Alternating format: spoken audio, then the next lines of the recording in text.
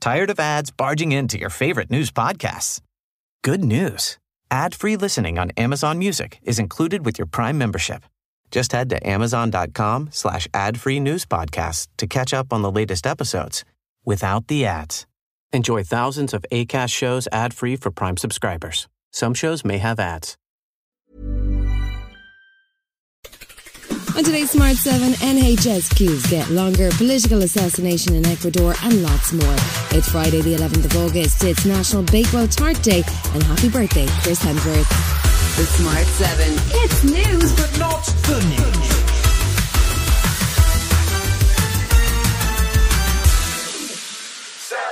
Rishi Sunak may still be on holiday in California, but there was bad news about one of his 5 pledges on Thursday.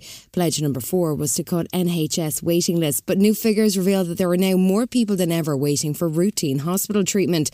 The numbers went up by another 100,000 last month, which means 7.6 million people are now in the NHS waiting rooms. Labour's Shadow Health Secretary Wes Streeting isn't impressed, and he says the rolling strikes haven't helped matters. The NHS is going through the biggest crisis in its history. NHS strikes are only going to make the situation worse, and that's why I think it is unforgivable that the Prime Minister has been missing in action. Former NHS Trust Chairman Roy Lilly agrees that the strikes have been a big factor in driving up the numbers waiting. Every strike day gives us about 70,000 people who are bounced off of the waiting list, and thus far something like 890,000 people have been shifted because of strike days.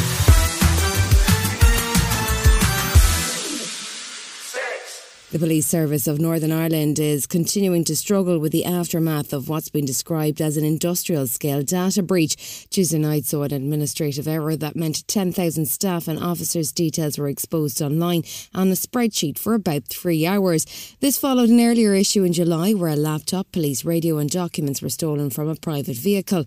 With the threat level from dissident Republicans at severe in the north, PSNI Chief Constable Simon Byrne was facing calls for his resignation. I know it's a question that people will be asking. I don't think leadership is about walking away. It's facing up to your responsibilities, and I think the organisation needs consistency and calm heads at the moment across the team to lead us through what we accept is an unprecedented crisis. Dissident Republicans are claiming to have access to at least some of the information, but it appears that the home addresses of officers were not exposed. The UK's Information Commissioner John Edwards says that he and his team are assessing the issues, but that a serious error was made. Something's gone wrong here. Police Service Northern Ireland has used a third-party platform to upload a document in response to a Freedom of Information request, and I would be expecting to look very closely at the policies and procedures associated with publishing in that way.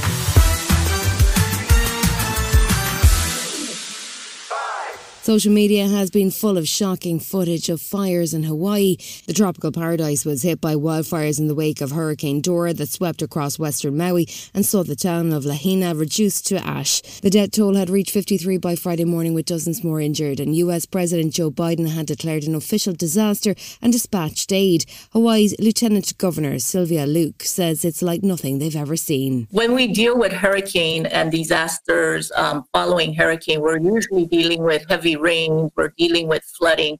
The fact that we have wildfires in multiple areas as a result of indirectly from a hurricane is unprecedented.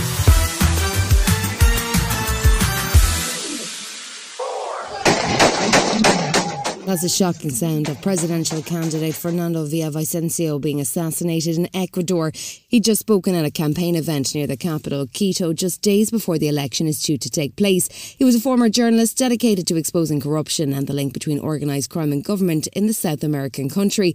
The election will still take place, according to President Guillermo Lasso, who has declared a national state of emergency and asked the military to patrol polling stations. US National Security Council spokesperson John Kirby says it's a shocking turn of events. We obviously hope that there'll be a full, complete and transparent investigation into this, and that the perpetrators are held properly accountable.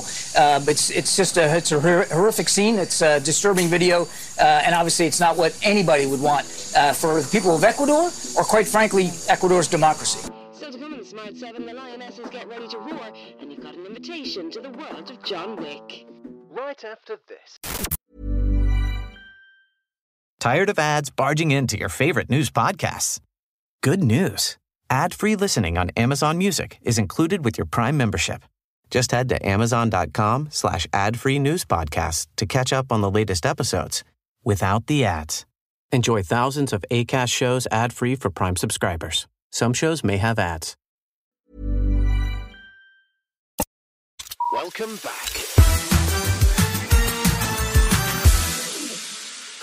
The Women's World Cup quarter-finals are underway. First up, Spain took on the Netherlands and ended at 2-1, while Japan faced Sweden next. Then on Saturday, host Australia face France and England take on Colombia. Colombia are the side that caused controversy before the World Cup even started, as their warm-up game with Ireland was cancelled after 20 minutes because the South American team were so physical. It could be a bruising encounter for the Lionesses, and they're missing talisman Lauren James until at least the final. But Beth England says the team are confident in their collective abilities. We're not defined by one player. I think it's important that everyone's there for and that we are there for us as a team and as coaching staff, but ultimately whatever decision they make, we have to unfortunately accept that and just get on with the game. There's bigger things than just focusing on one player right now.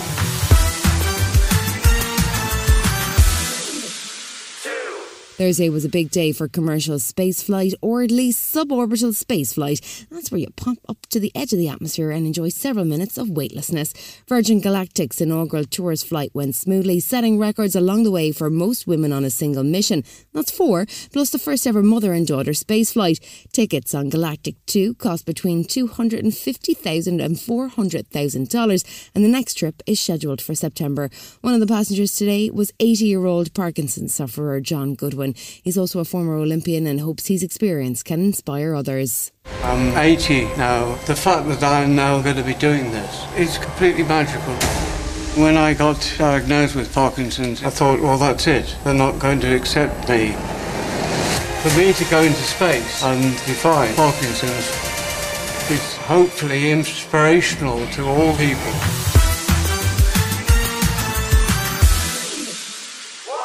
If you're a John Wick fan and the suspense over whether or not there might be a 5th movie is proving too much, we've got some good news for you. There's a brand new series from the world of John Wick and it's about to drop on Prime Video around September 22nd. It's set in the iconic Continental Hotel, so beloved of Mr. Wick and his associates, and follows the stories of a young Winston played by Colin Goodell. It's just 3 episodes long and, fair warning, also features Mel Gibson as a guest star. This sacred institution wields power beyond your imagination. Winston, your brother stole something from me. What he took is very important to a lot of very dangerous people. Find him, because if you don't, I'll bring the weight of this whole institution down on you both. Sharon, show our guests the door. You've been listening to The Smart 7. We'll be back tomorrow at 7 a.m. Hit that follow button and have a great day. Give us 7 minutes and we'll give you the world. Tired of ads barging into your favorite news podcasts? Good news. Ad-free listening on Amazon Music is included with your Prime membership. Just head to amazon.com/ad-free news podcasts to catch up on the latest episodes without the ads. Enjoy thousands of Acast shows ad-free for Prime subscribers. Some shows may have ads.